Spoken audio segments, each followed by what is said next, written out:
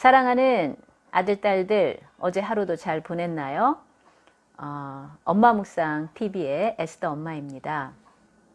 여러분, 하나님은요, 자녀만 있고 손자가 없으세요. 그 얘기는 뭐냐면, 우리가 아무리 그리스도인 부모 밑에서 태어나고 자랐다 할지라도 언젠가는 내 인생에서 내가 1대1로 예수님을 인격적으로 영접을 해야 된다는 거예요.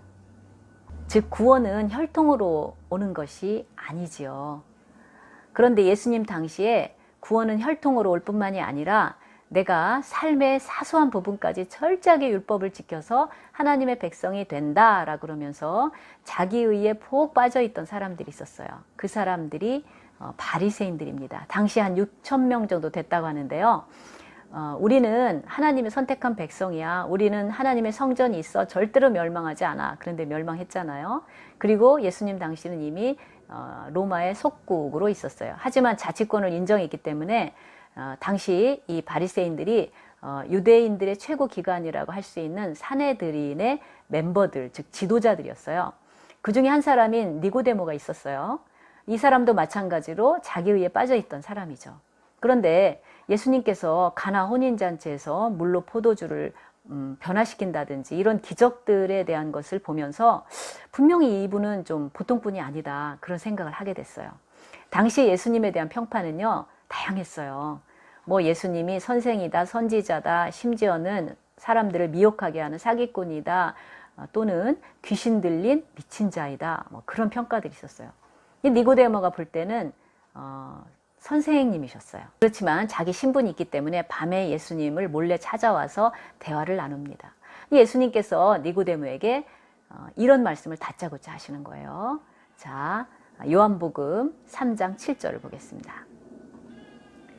내가 내게 거듭나야 하겠다 하는 말을 놀랍게 여기지 말라. You should not be surprised at my saying you must be born again.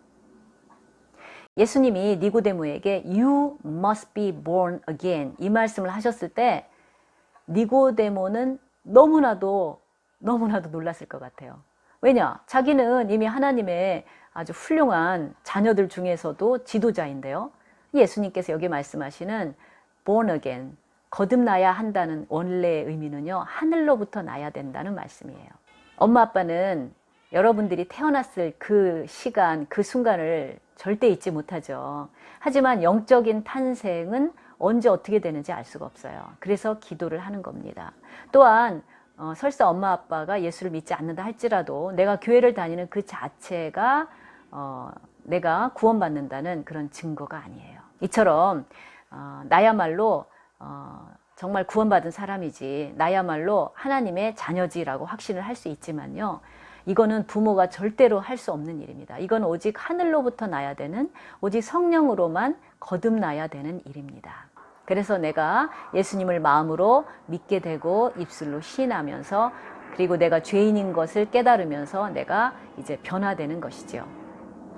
성경은요, 우리가 죄로 말미암아 죽었다 그랬어요. You were dead. 자, 우리 사랑하는 자녀들, 엄마 아빠가 가장 위해서 기도하는 것은 세상에서 잘 되는 거 아닙니다.